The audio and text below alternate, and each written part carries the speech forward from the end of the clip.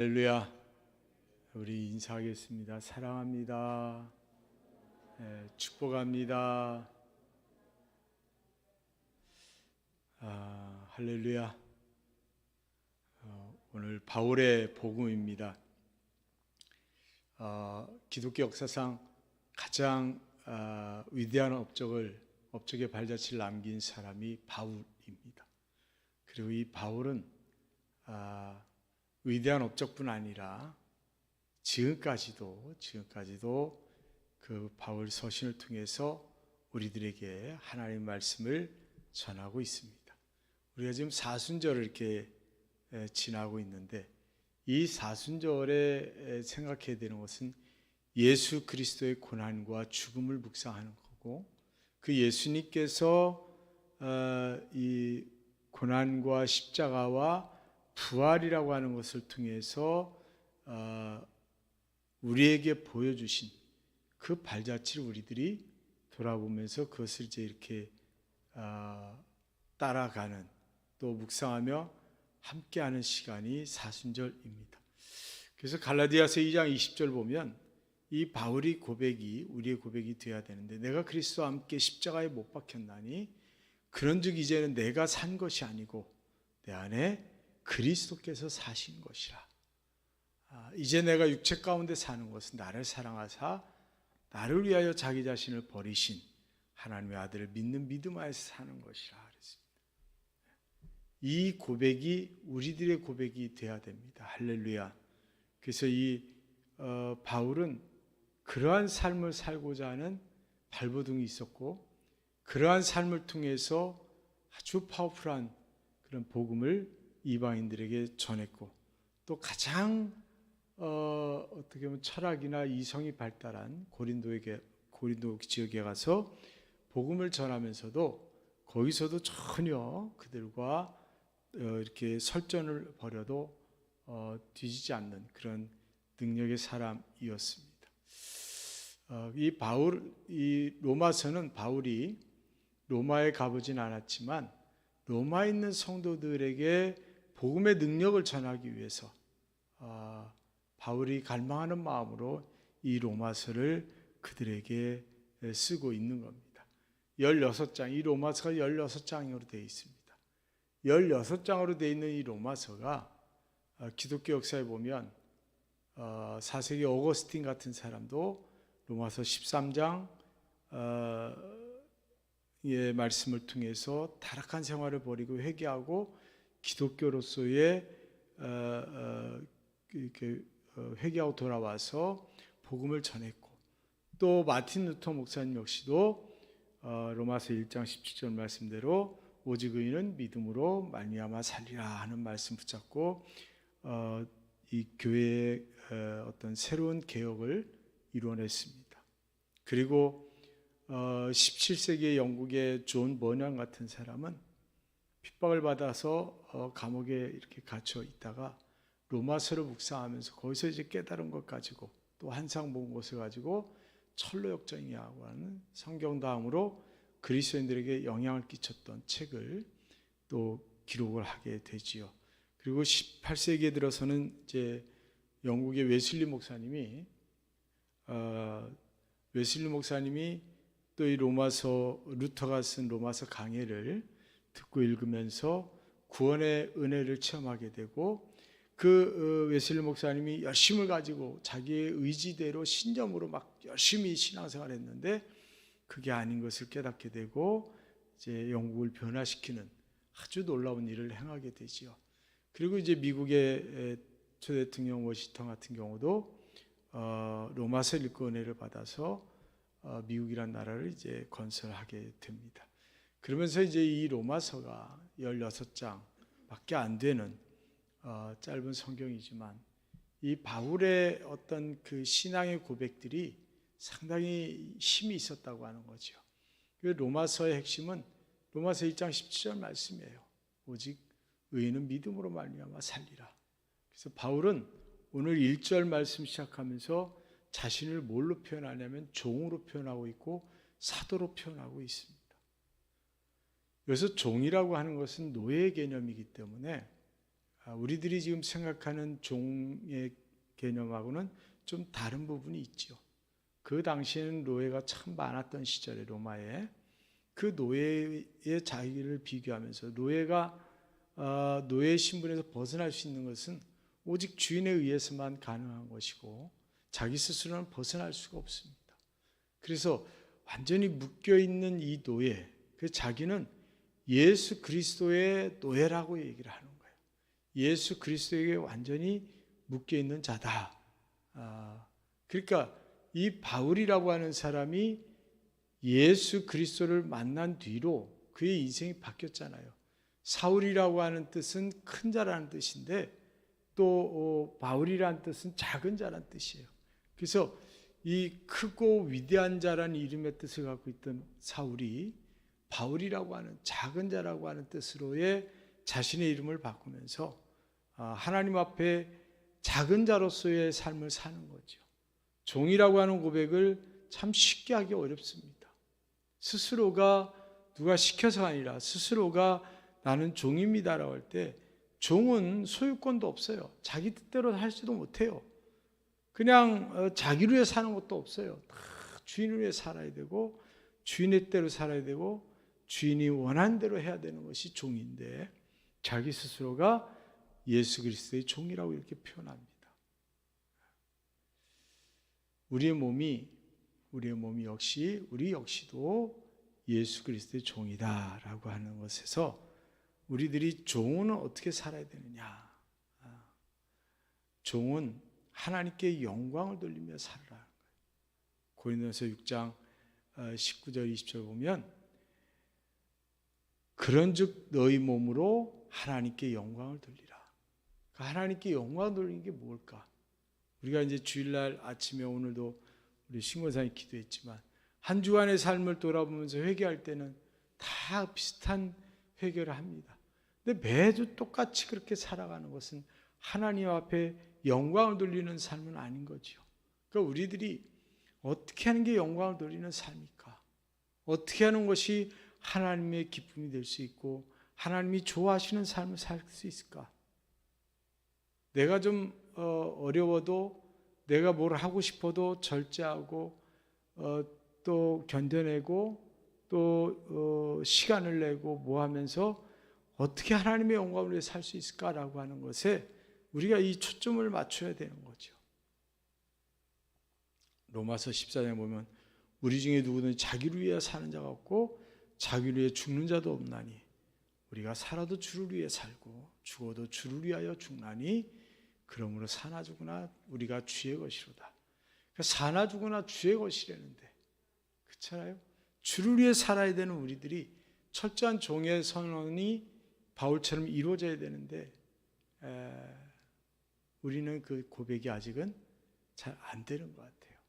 그래서 저와 여러분이 이 사순절 기간에 이 고백을 놓고 계속 씨름하며 고백을 하며 나아갈 수 있기를 바랍니다.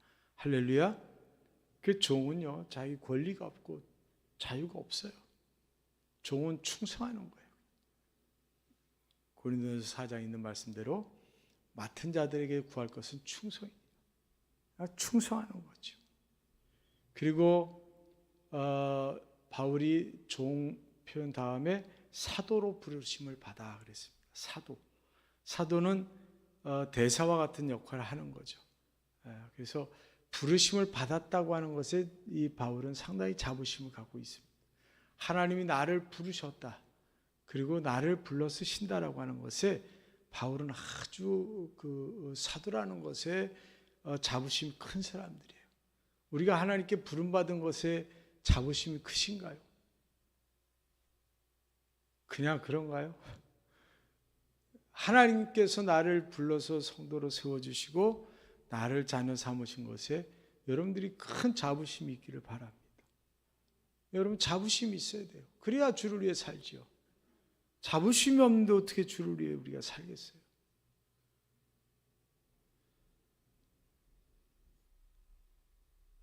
사도로 부름을 받았다고 하는 것은 참 귀한 겁니다.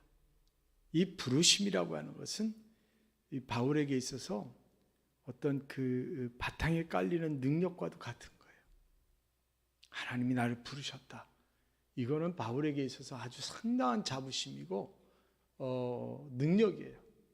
그러니까 죽음도 불사하고 또 겁도 없고 바울이 아주 상당히 파워풀하게 산 사람이에요.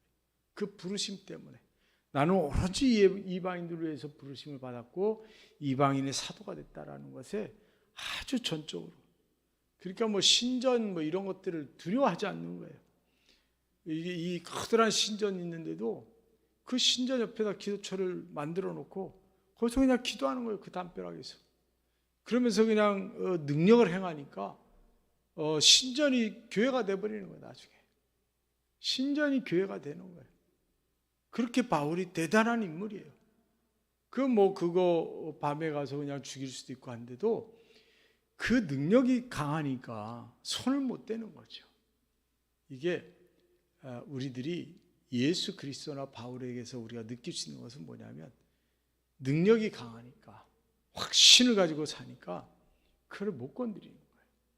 마귀가 그를 틈을 못 하는 거예요. 그래서 우리들이 택정함을 입은 자라고 하는 것에 여러분들이 자부심을 가지시기를 바랍니다. 할렐루야.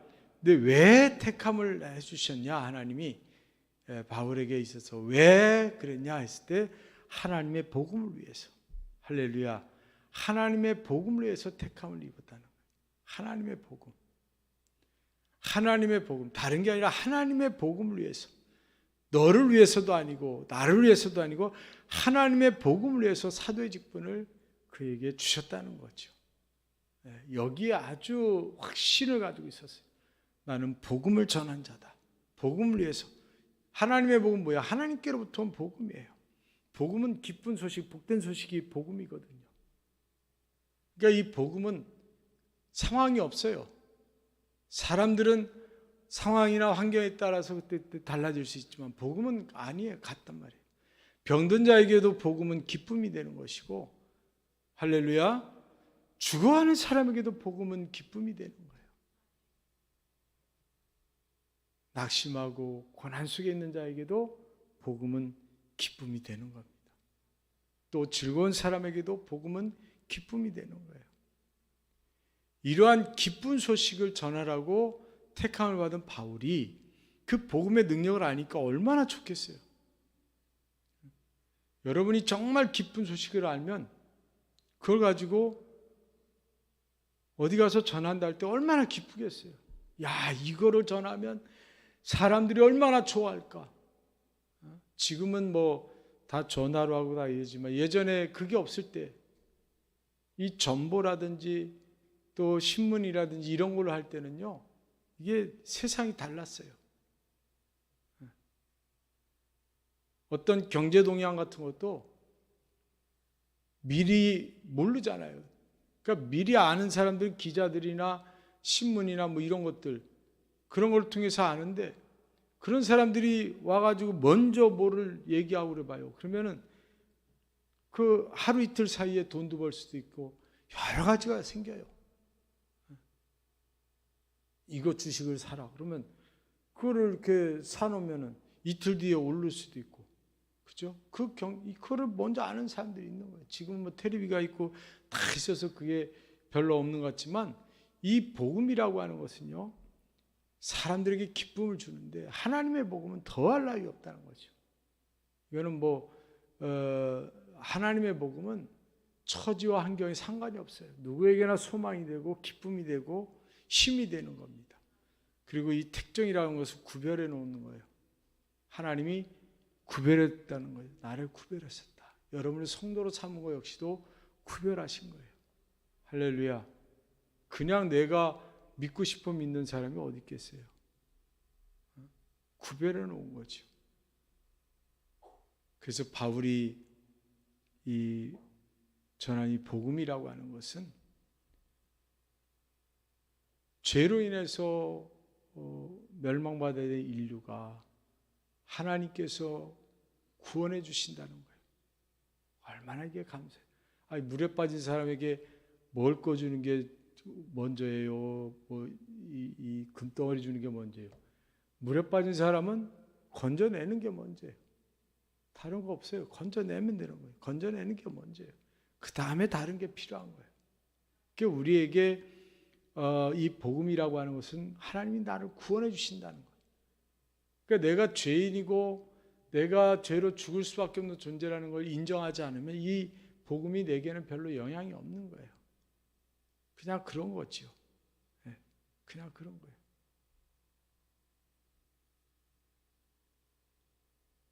고린도전서 15장에 보면 내가 너희에게 복음을 전한 복음을 해놓고 뒤에 뭐라냐면 성경대로 그리스도께서 우리 죄를 위하여 죽으시고 장사 지낸 바 되셨다가 성경대로 사흘 만에 다시 살아나사 그랬어요. 예수 그리스도를 전하는 것으로 이 복음의 핵심을 늘 바울은 말합니다. 그 복음의 핵심은 예수 그리스도고 예수 그리스도는 죽음과 부활이에요. 세상에 누구도 예언대로 이 땅에 왔다가 간 사람이 없습니다. 예수님은 예언대로 이 땅에 오셨다 가신 분이에요.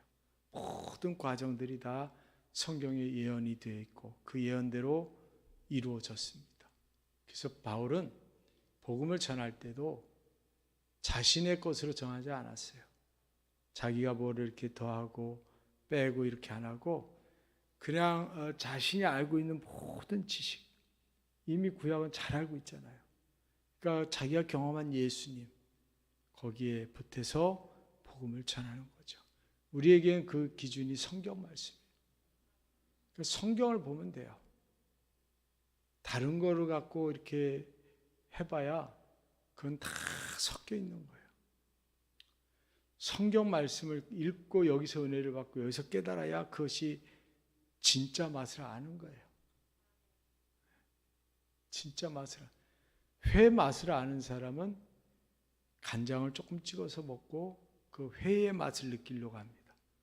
회의 맛을 잘 모르는 사람은 초장을 듬뿍 찍어서 먹습니다. 그러면 초장 맛으로 먹는 거예요. 음식을 먹어도 마찬가지예요.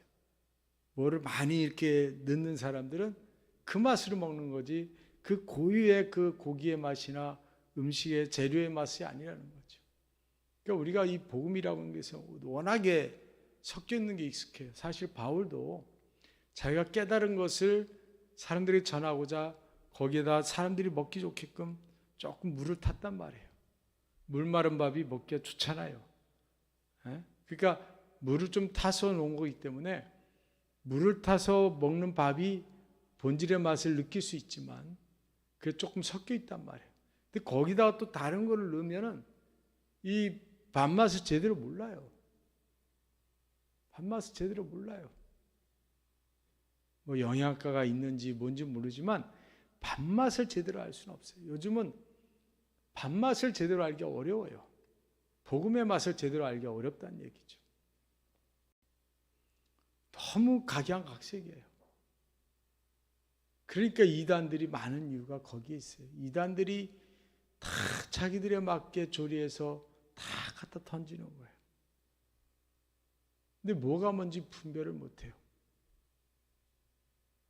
특히 우리나라 사람들이 다른 민족에 비해서 이제 그 사회심리학 하신 저희 고려대 교수가 얘기하는데 우리나라 사람들이 이게 협상이라는 게 안 된대요. 이게 협상이. 왜냐하면 협상을 하면 내 거를 내려놓고 얘 것도 듣고 이렇게 절충을 해야 되는데 다 자기 것을 주장한다는 거예요. 어떻게 해서라도 그 설득하려고 계속 얘기한다는 거예요. 그래서 안 된대. 한쪽에서 이렇게 내려가지 않으면 안 된대. 그 실제로 우리나라 사람들이 국제무대 가면 지금은 좀 나아졌지만 예전에 협상을 못 해요. 그러니까 맨날 지고 오는 거다. 뭐 이렇게 협상하러 가면 지는 거예요. 그게 왜 그러냐면 내 생각이 많아서 이걸 객관적으로 저 사람 말을 평가하고 그것을 이렇게 접근하는 전략을 세우지 못하는 여유가 없는 거예요. 그러니까 유재석 씨가 물어보더라고.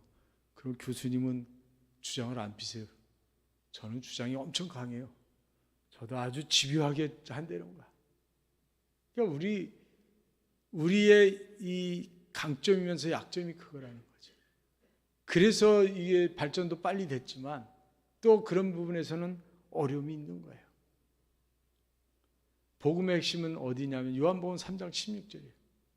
하나님이 세상을 이처럼 사랑하다 독생자를 주셨으니 이는 그를 믿는 자마다 멸망하지 않고 영생을 얻게 하려 하심이라. 요한복음 3장 16절이 복음의 핵심이에요. 하나님이 우리를 사랑한 예수 그리스도를 우리에게 보내주신 거죠.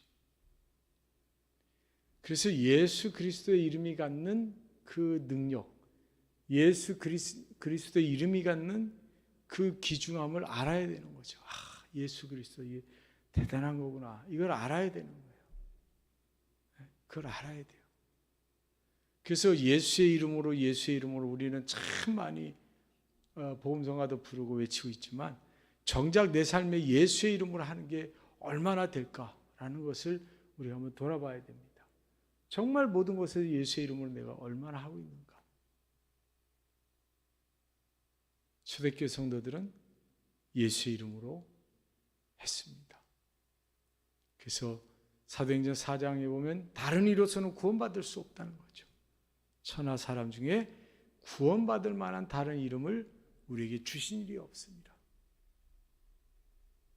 그럼 이거를 말씀대로 그냥 믿으면 되는데 우리는 여기에 자꾸 의문을 던지는 거죠. 그 교수가 그런 얘기도 하더라고요. 한국 사람은 그래서 뭐가 있으면 왜 그럴까? 어디 가서 이렇게 음식을 먹거나 누가 뭘 해주면 이게 이렇게 해서 맛있구나. 이게 아니라 이거 왜 넣었지? 이거 왜 하지? 이런 식으로 이게 뭔가 자꾸 이렇게 그 자기중심적으로 본다는 거예요. 이게 익숙해져 있다는 거죠. 그래서 이제 분쟁도 많고 다툼도 많고 그냥 이렇게 지나가면 되는데 왜 그래? 뭐 이렇게 된다는 거예요. 물론 이제 장점이기도 하지만 단점이기도 하는 거죠. 우리들은 그래서 간섭이 많아요. 뭐가 이렇게 사람들이 있으면 모여 있거나 뭐 하면 거기 가서 막 이렇게 끼잖아요. 뭐야 이렇게 하고. 그래서 어디서 뭐 사고 나면 차들이 막 부지하게 막혀요. 왜 막히나 하면 이렇게 그 구경하고 가느라고 다 속도 줄여가지고. 그러니까 효율성이나 어떤 이성적인 부분에서 우리가 조금 감정적인 부분이 강하죠. 우리 민족이 원래 그러니까. 지금 그래서 우리나라 사람들이 제일 어려움을 겪는 게 뭐냐면 세대 차이예요. 지금 세대 차이를 이렇게 많이 느낀 나라가 별로 없대요. 2030 지금 젊은 세대하고 나이 드신 분들하고 이 세대 차이를 이렇게 많이 느끼는 게 그렇게 나라별로 그렇게 없나 봐요. 우리는 참 많이 느껴요. 보면 아예 다르다고 그냥 인정하기도 하고 또 그것을 이렇게 따라가기도 하지만 그게 이제 우리 민족의 특성이라고도 합니다. 우리가 그냥 하나님 말씀하면 그대로 믿으면 돼요. 다른 사람은 구원받을 만한 다른 이름을 주신 적이 없다 그러면 아멘 하면 그냥 끝이에요. 할렐루야. 거기서 끝이 돼야 돼. 그리고 우리에게는 어떤 사명을 주셨냐? 그 이름을 전하라는 사명을 주셨습니다. 할렐루야. 오늘 말씀 보면 그로 말미암아 우리가 은혜와 사도의 직분을 받아 그랬습니다. 예수 그리스도로 말미암아서 우리가 은혜와 사도의 직분을 받았다는 거예요. 직분은 그냥 받은 게 아니라 예수님의 이름으로 우리가 받은 거예요. 교회에서 그냥 주어서가 아니라 이 직분의 귀함을 알아야 되는 거죠. 직분의 귀함을 알아야 돼서 그 직분을 갖고 충성을 다하는 여러분 되시기를 바랍니다. 성도는요, 예수 그리스도의 것이에요. 성도라는 것에는 예수 그리스도의 것이라는 거죠. 성전이라고 하는 거룩한 구별된 장소인 것처럼 성도도 역시 구별된 사람들이에요. 예수 그리스도, 그의 핏값을 주고 산 우리들입니다. 그러니까 우리가 예수 그리스도의 예수 그리스도께 주시는 은혜와 평강 속에서 우리가 살아야 되는데 여러분이 은혜와 평강을 가지고 있습니까? 근심 걱정이 많으십니까? 염려가 많으십니까? 우리가 하나님의 사랑을 입은 자잖아요. 그럼 우리들이 하나님의 사랑, 세상을 이처럼 사랑하셔서 독생자를 우리에게 십자가에 내어주신 그 사랑을 우리가 받았으니까 은혜와 평강 우리들이 가져야 되는데, 우리들이 은혜와 평강이 없으면 내가 구별된 성도의 자리에서 벗어나 있다고도 볼 수 있거든요. 여러분이 정말 성도의 자리에 있으면 은혜와 평강이 있는 거예요. 안식 있고 쉼이 있는 거예요. 물론 육신으로는 피곤하고 뭐 일은 바쁘고 어려울지 몰라도 이 마음의 기쁨이 넘쳐야 되는 거죠. 주일날 교회 올 때도 기뻐야 되고 발걸음도 가볍게 오는 것, 그게 우리들의 모습이 돼야 되는데, 여러분은 어떠셨는지요? 여러분 한 주간 어떻게 사셨습니까? 한 주간도 잘 지내셨으니까 이렇게 뵙겠지만, 우리가 한 주간을 살면서도 우리의 삶이 바쁘고 분주한 건 있을지 몰라도 너무 다방면으로 일을 벌이지 말고 예수님께 좀 집중하는 삶을 살면 좋겠다, 그런 생각이 듭니다. 할렐루야. 만민 중에서 우리를 따로 택하시고 거룩한 무리로 선택해 주셨으니 얼마나 감사한 건지. 그게 성도란 말이에요. 성도의 무리는 그런 무리예요. 성도의 무리는 그런 무리예요. 그러니까 우리는 성도로 살아가는 거예요. 성도의 뜻에는 하나님 앞에 구별된 자라는 뜻도 있거든요. 하나님 앞에 우리들이 구별된 자로서 살아가는 거죠. 그래서 베드로 사도의 내가 거룩하니 너희도 거룩할지니라. 여러분, 이 사순절에 우리가 거룩함을 기억하시기를 바랍니다. 거룩함을 기억하시고 예수 그리스도를 기억하시고 그리고 그분을 드러내는 삶을 사시기를 주님의 이름으로 간절히 축원을 드립니다.